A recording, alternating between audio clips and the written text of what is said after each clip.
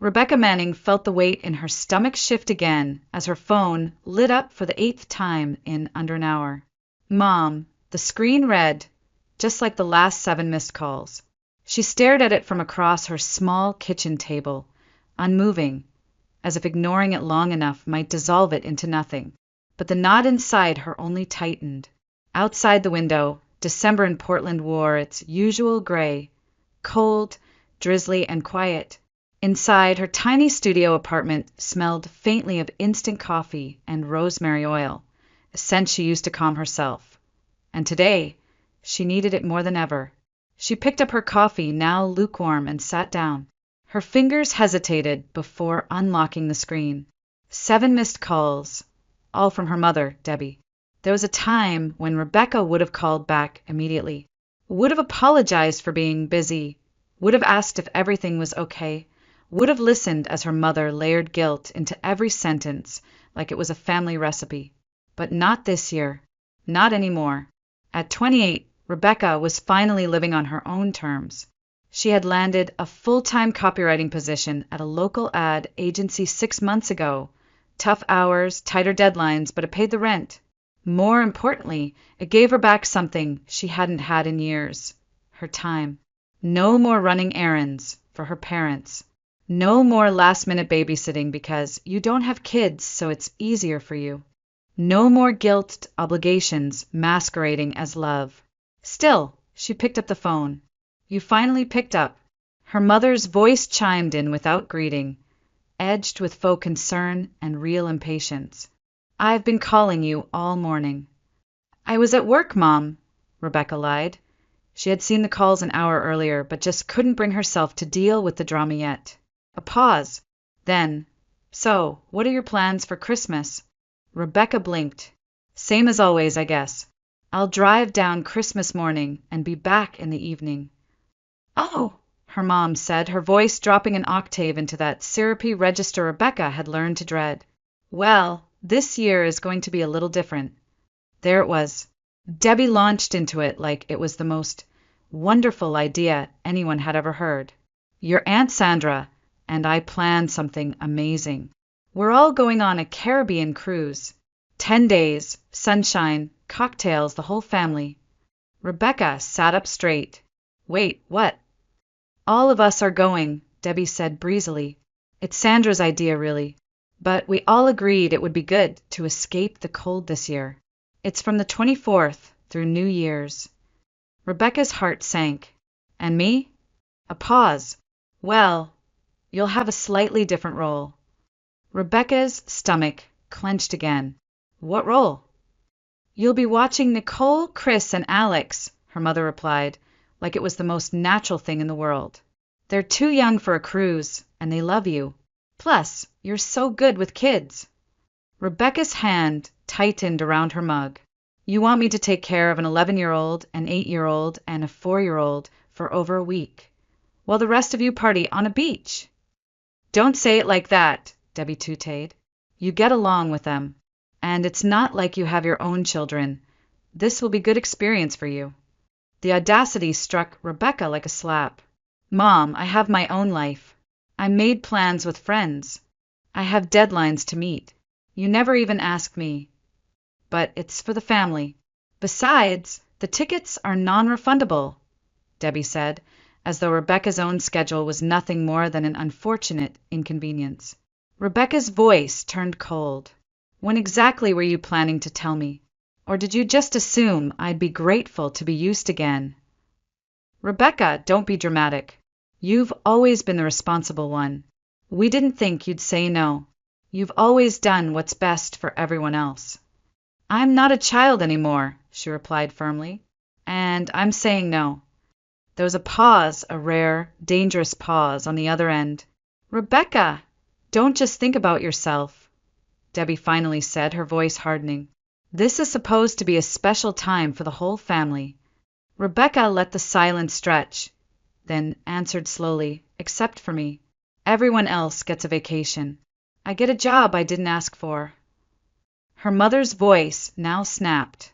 I can't believe your selfishness is ruining everything for us. Rebecca's voice remained calm. You're the ones who made plans without even checking with me. That's not family. That's manipulation. That's enough, Debbie snapped. I'll get your father to call you. Maybe you'll listen to him. Maybe I won't, Rebecca replied and hung up. That night, she lay awake in bed, her phone buzzing every 30 minutes, texts from her dad, her mom, even her Uncle Richard. One of them read simply, "Rebecca, won't you think about the family?" She stared at it for a moment, then burst out laughing. In my family, thinking about the family always meant sacrificing myself. A few days passed. Rebecca ignored most of the calls, letting them pile up like unopened bills. It was always the same. Her mother's guilt-laced voicemails, her father's awkward attempts at mediation, her aunt's fake concern. But on Wednesday night, as she left the office late and walked through the wet streets of Portland under flickering Christmas lights, her phone rang again. And this time she picked up. "Rebecca," her dad's voice said, calm and practiced like always. James Manning had mastered the art of sounding reasonable, even when what he was saying was anything but, "Hi, Dad. We just want to talk," he said, "not argue." "I've said no already," she replied, her voice flat. "I know. I understand. But what if we adjust things a little?" Rebecca paused. "Adjust? You're right. You shouldn't have to babysit for a whole week. That was unfair. But maybe you could just come for Christmas morning? The kids miss you. You could bring your gifts, stay for brunch, and then leave. No expectations. I promise." Rebecca didn't answer right away. The idea felt almost reasonable. It gave her a way out, a boundary she could control. "I'd just come for a few hours?" she asked. "Yes," her father said quickly. "Just a few hours. You don't even have to stay for dinner." Rebecca exhaled. "All right, I'll come Christmas morning. But that's it." "Thank you, sweetie," he said, with a relief that sounded almost too eager. "The kids will be thrilled." She hung up and stood there on the sidewalk for a moment, watching her breath mist in the cold air. Something still felt off, but she couldn't place it. That night, over a glass of wine, Rebecca told her best friend Gina what had happened. "They backed down," she said. "Kind of." Gina raised an eyebrow. "They never back down. They pivot." Rebecca smiled grimly. "You think it's a trap?" "I think it's them. Of course it's a trap. But I agreed to visit, just for a few hours." Gina leaned forward. "Then hold that line. No matter what happens, don't stay. Don't bend. They only understand boundaries when they hit one." Rebecca nodded slowly. "You're right, it's just hard." "Of course it is," Gina said.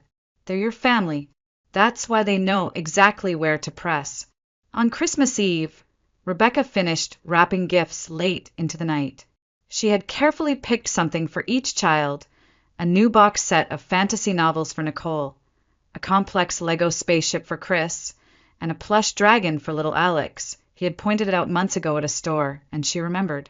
At 11:02 p.m., she texted her mom, "I'll arrive around 11 tomorrow morning. Merry Christmas." The reply came within seconds. "Understood. Looking forward to seeing you." Rebecca stared at the message. It was too short, too polite. It didn't sound like her mother at all. Still, she smiled. This year felt different. For once, she had set the terms. No guilt, no compromises, just a simple visit on her schedule. She loaded the car with the carefully wrapped gifts and fell asleep to the soft hum of holiday music from the radio. For the first time in years, she actually felt calm about Christmas. The next morning, Portland was blanketed in a soft drizzle, and the streets glistened like glass. Rebecca slipped into her coat, started the car, and headed south toward Salem. The highway was mostly clear.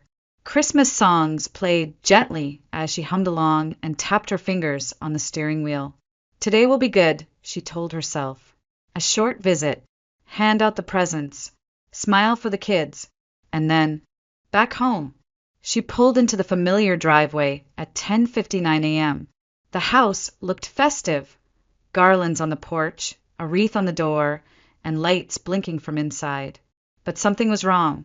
Her parents' car wasn't there. Neither was Aunt Sandra's. No sign of Uncle Richard's pickup either. Rebecca frowned. Maybe they'd gone out to pick something up? She stepped out, arms full of gifts, and rang the bell.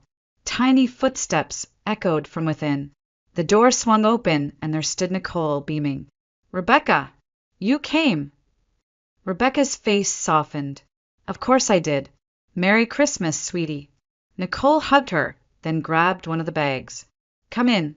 We've been waiting." Rebecca walked in and froze. The living room was quiet. No adults in sight. A few half-eaten pancakes sat on plates in the kitchen. Christmas stockings were hung neatly, but the only sounds came from the children's excited chatter.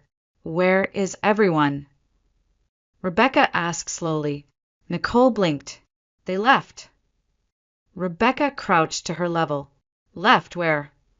"The airport," Nicole said matter-of-factly. "They're going on that big boat. Mommy said you were coming to stay with us."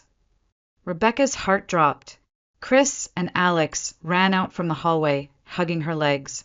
"Did you bring presents?" Rebecca forced a smile. Yes, I did." But inside, her mind raced. "They tricked me, they actually did it."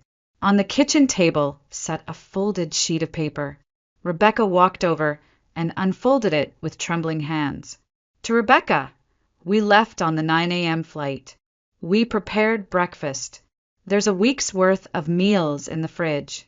Alex to bed at 7 p.m., Nicole and Chris at 8:30. Emergency contacts are on the fridge. With love, Mom."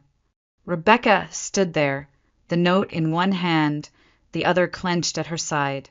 Her face was burning. Her jaw tightened. They didn't just ignore her boundaries. They orchestrated a lie. They weaponized her own goodness against her. She took a deep breath, walked into the kitchen, and picked up her phone. Her mother answered on the third ring. "Oh, Rebecca! You arrived? How are the kids?" "What were you thinking?"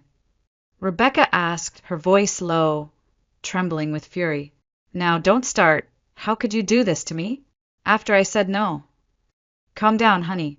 We knew you'd come. You're responsible. We trust you." Rebecca's voice turned to ice. "I'm not your babysitter. I said I would come for Christmas morning, not this." "You're already there," her mother said. "You can't just leave them alone." Rebecca stared at the children, giggling behind her. "Do you realize this is child neglect? If I called the police right now, do you think they'd agree with you?" Her mother gasped.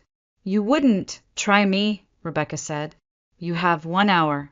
Cancel the flight. Come home, or my next call will be to the police." "Wait, we're still at the airport. 1 hour," Rebecca repeated and hung up. Rebecca placed the phone down on the counter and closed her eyes for a moment. Her heart was thudding against her rib cage, a quiet thunder of betrayal and adrenaline. In the living room, the children were tearing open gift wrap with delight, oblivious to the emotional warfare swirling around them. She walked back in and crouched beside them. "Hey," she said gently, "your parents will be back soon, okay? But for now, let's have some fun together. What do you say?" Nicole grinned, holding up the books Rebecca had brought. "Can you read to us later?" "Of course," Rebecca smiled. She sat with them on the floor, played board games, built Lego towers, and helped Alex feed his new stuffed dragon imaginary cookies. Every time she glanced at the clock, a quiet tension stirred in her gut. 40 minutes left, 35. The silence outside the house seemed too calm, too rehearsed, like a stage where betrayal had already played out and no one had taken down the set. At the 45-minute mark, Rebecca stood by the window. Her body was still, her hands folded over one another, her thumb pressed absently against her palm. Part of her hoped they wouldn't come, so she could follow through with the threat. Another part hoped they would, just to prove they'd finally understood she was serious. Then, at minute 50, she saw the first car. It was her father's silver SUV, pulling into the driveway. Behind it came Aunt Sandra's van, and then the unmistakable cherry red pickup that belonged to Uncle Richard. She didn't move from the window. She watched the doors swing open, watched them step out hurriedly, their faces tight with tension. James, Debbie, Sandra, Richard, all of them here. Just like that, the children ran to the door. They're back! Nicole shouted. Rebecca stepped aside. The door burst open with excitement, and the kids jumped into their parents' arms. Debbie entered last, walking toward Rebecca slowly. Rebecca! I don't need an explanation, Rebecca cut her off. I'm leaving. But it's Christmas, Debbie said, voice trembling just enough to play the part. Rebecca looked her dead in the eye. Now I know what I am to you. A tool. A convenience. Not a daughter. Debbie's mouth opened, then closed. Her face paled. Rebecca bent down to hug the children. I'm glad you liked your gifts, she said softly. Be good, okay? They nodded, eyes wide, sensing something had shifted, but not understanding how deeply. She slipped through the back door before any of the adults could follow. Outside, the wind was sharper than before. Her breath came out in white puffs as she climbed into her car. Her fingers trembled against the steering wheel. She didn't cry. She didn't scream. She didn't even speak. But as she reversed out of the driveway, she saw something through the window. James was yelling. At Debbie. At Sandra. At Richard. For the first time, he wasn't the passive father who quietly supported Debbie's schemes. He was angry. Visibly, loudly angry. Rebecca didn't stop to listen. She drove, all the way back to Portland. When she reached her apartment that evening, the sky had already turned a soft navy blue. She poured herself a glass of wine, lit a lavender candle, and curled up on the couch without turning on the lights. The only sound was the ticking of the wall clock and the occasional honk from the street below. Peace, not joy, not triumph, just stillness. She didn't answer any more calls that night. Her phone lit up over and over. James, Debbie, even Sandra. She let them all go to voicemail. She had said what needed to be said. But the war wasn't over. The next morning, Rebecca opened her phone out of habit. She hadn't expected what came next. A post on Facebook from her mother. It was a sad Christmas this year. Some people don't value family. The kids were disappointed. Plans were ruined. It hurts to know someone would rather prioritize themselves over love. I never thought our family bond could be so fragile. Rebecca stared at the screen. Her hands started to shake. She scrolled down, hundreds of comments. So sad, Debbie. You raised her better than that. What happened to loyalty these days? You gave her so much, and she couldn't even give 1 week. Shameful. The younger generation has no sense of duty. Rebecca took a screenshot, then another, and another. The rage came slowly, like a tide crawling over everything. She wasn't even named in the post, but it was unmistakable. Her own mother had painted her as the villain, publicly, falsely, cruelly, and people were eating it up. That was the final straw. She opened her laptop, logged into Facebook. Her fingers hovered over the keyboard for a long time. Then she began to type. Since it seems necessary to tell the whole story, let me set the record straight. Since it seems necessary to tell the whole story, let me set the record straight. That was the first line of Rebecca's post. She didn't draft it. She didn't overthink it. She just typed from a place deep inside her chest, a place made of old bruises and quiet sacrifices. Yesterday, I visited my parents' house for Christmas. I had agreed, after repeated pressure, to stop by for a short morning visit. But when I arrived, I found no adults, only 3 children and a written note informing me that my parents, my aunt, and my uncle had already left for vacation, expecting me to care for their children for over a week. This, despite my repeated and clear refusal. I threatened to call the police for child abandonment. They returned only when faced with the possibility of legal consequences. Now I'm being accused of ruining the holiday. In reality, I simply chose not to be manipulated. Family is not built on exploitation, and I will not apologize for drawing a line. She attached photos of the handwritten note. She included a screenshot of her mother's text. Understood. Looking forward to seeing you tomorrow. She posted it publicly, and she hit post. For a long moment, nothing happened.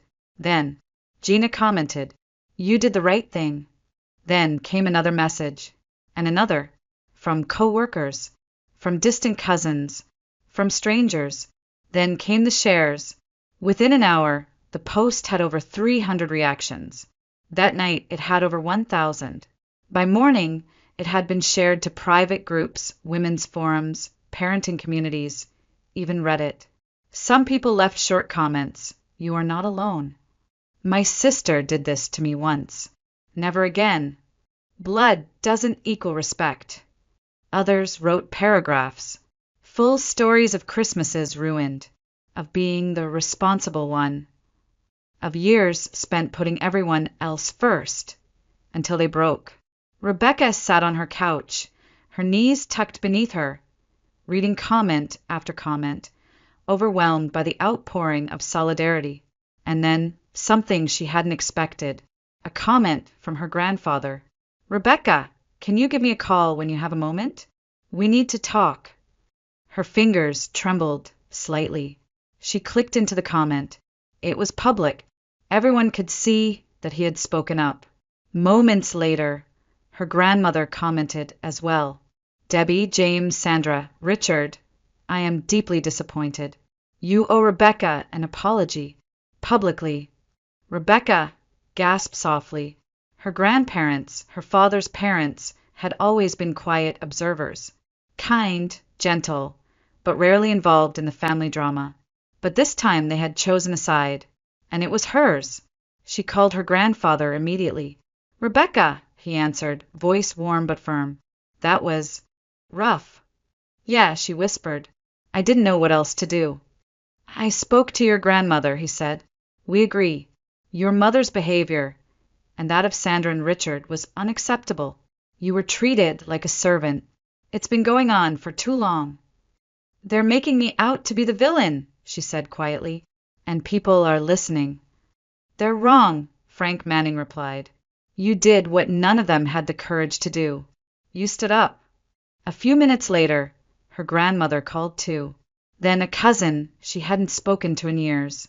Then a friend of her aunt's, privately of course, saying, "I always wondered why they leaned on you so much." But just as the support flooded in, so did the backlash. Her mother posted again, this time more pointed. "Social media is not the place to air family matters. Some people choose to humiliate their loved ones rather than resolve things privately." Her father emailed her, "Rebecca, we did apologize, but threatening legal action was too far. You embarrassed this family. You crossed a line."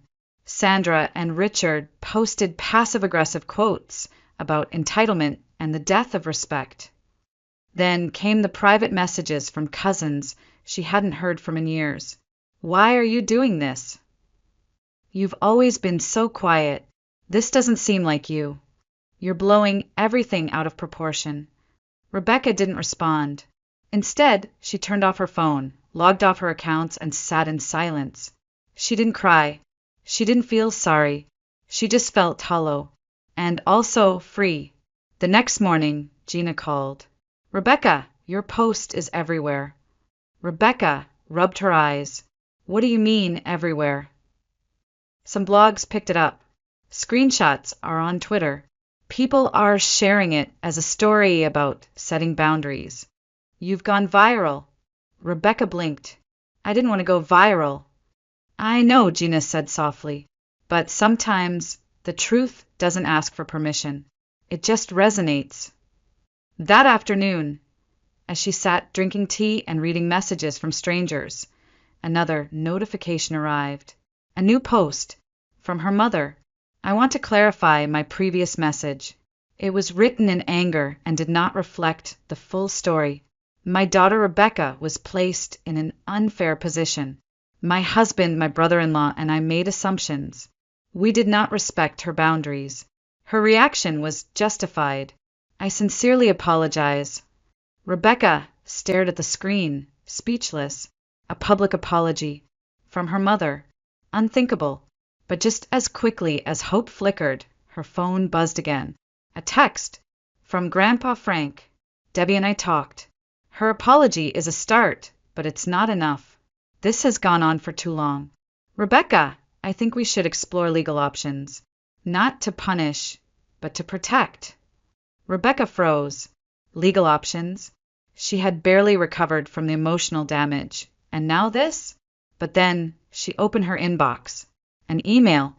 From her father. "Rebecca, your behavior is unacceptable.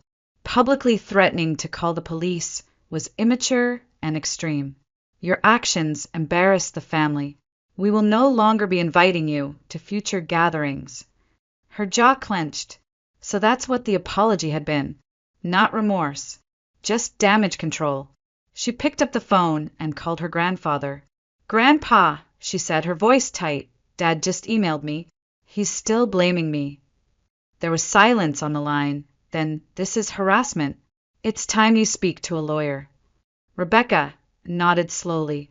"Okay, I will." The law office of Vanessa Gale sat in a modest brick building in downtown Portland, just a few blocks from where Rebecca worked. It didn't look like much, no glitzy lobby, no glass conference rooms, but there was a sense of quiet certainty to it, a space that told you you're safe here. Rebecca sat across from Vanessa, a woman in her late 30s with sharp eyes and a voice like polished steel. She had listened quietly for nearly 45 minutes as Rebecca laid out the full timeline. The manipulated Christmas invitation, the abandonment of children, the public posts, the backlash, the private threats.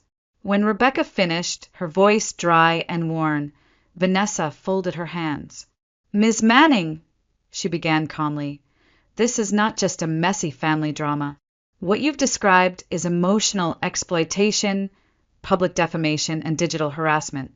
And in my legal opinion, it has crossed every line." Rebecca blinked. "But they're my family."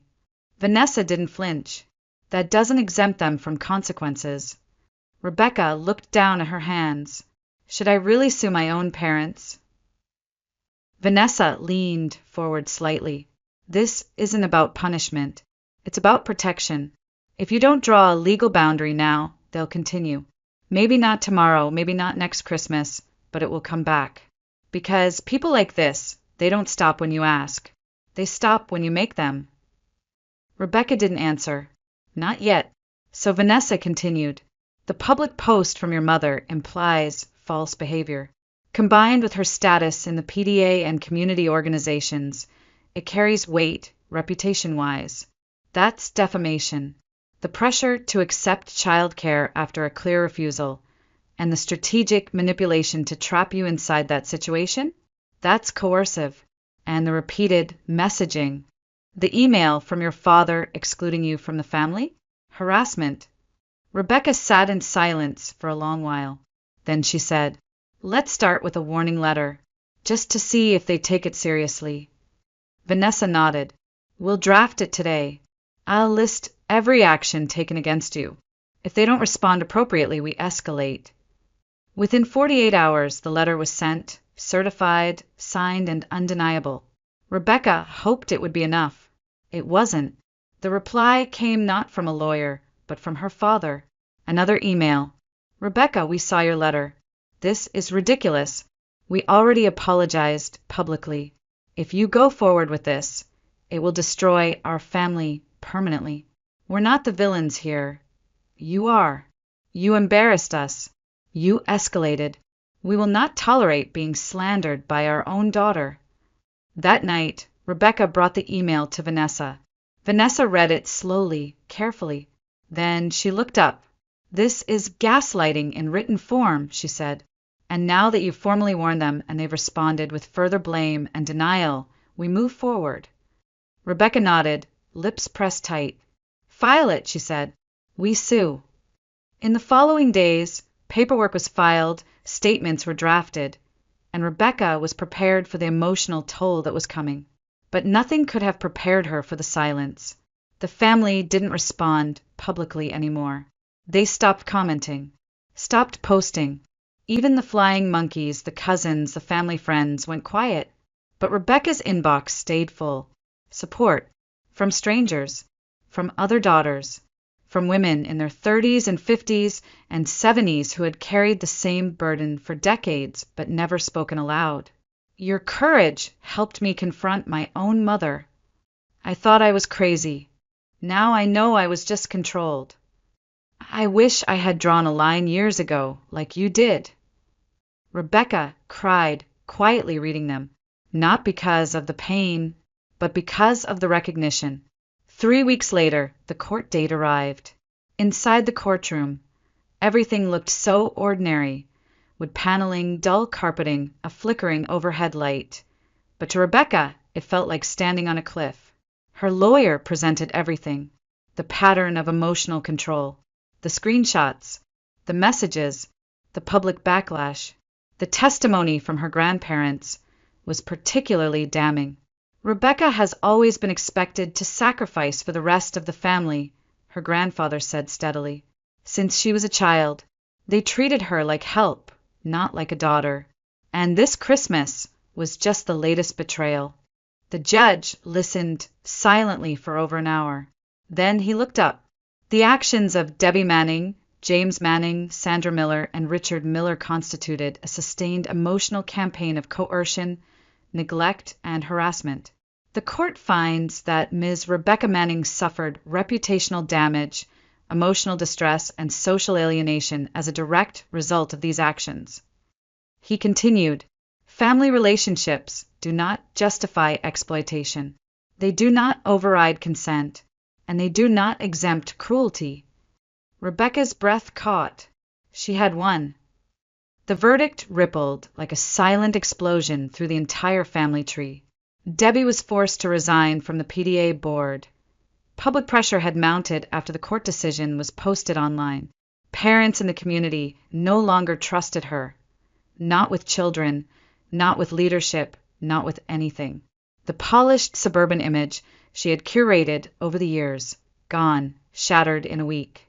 James Manning, who had once been the pillar of quiet complicity, was now a man people avoided at neighborhood barbecues and church. The look in his eyes, Rebecca would hear later, wasn't anger. It was shame, a kind he didn't know how to carry. Sandra and Richard, their artisan home goods store in Salem began hemorrhaging customers. People whispered. The screenshots of their smug Facebook posts, the timeline of events, Rebecca's public court statements, all of it had turned into quiet, deadly PR poison. Within 6 months, they shuttered the store. Bankruptcy followed. But Rebecca didn't celebrate. She didn't post a follow-up, didn't gloat. She simply moved on.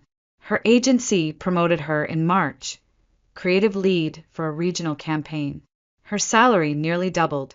She moved into a slightly larger apartment with a small balcony that overlooked downtown. She planted rosemary in a hanging pot, just like the one from her childhood. But this time the scent was hers. One warm afternoon in May, Rebecca walked out of a family law seminar she'd been invited to speak at. Yes, invited. Her story had reached not just thousands online, but lawyers, advocacy groups, writers, women. As she sipped iced coffee in the sun, Gina sat across from her, grinning. Do you realize what you've done? Rebecca tilted her head. Filed a lawsuit. Gina laughed. You lit a fuse. And now women everywhere are stepping out of shadows they thought were normal. You gave them a mirror. Rebecca shrugged. I didn't plan any of it. No, Gina said. You lived it. That's what made it real. Later that night, Rebecca sat alone on her balcony, the city humming below her. She scrolled through her messages, birthday wishes from coworkers, photos from a friend's baby shower, and a voicemail from her therapist reminding her of tomorrow's session. There were still moments where the ache returned. Memories. Christmases when she was 9, 10, 11, tucking her cousins into bed while the adults laughed over wine in the dining room. Birthday dinners canceled last minute because your sister's kids have a school play. That ache, it didn't go away entirely, but now she knew how to meet it with truth, not silence. In her next therapy session, Rebecca sat on the couch, legs folded beneath her, and said something she hadn't dared to before. "I don't think I ever had a family, just people who expected me to play a part." Her therapist looked at her gently. "And what part do you play now?" Rebecca smiled, eyes glistening. "Myself." Years from now, when she looked back, Rebecca wouldn't remember the court hearing first, or the viral post, or even the look on Debbie's face when she realized she'd finally lost control. She would remember walking into that house on Christmas morning, the scent of cinnamon, the blinking lights, the weight of wrapped gifts in her arms, and that tiny voice asking, "You're staying with us, right?" And how, for the first time in her life, she had said no and meant it.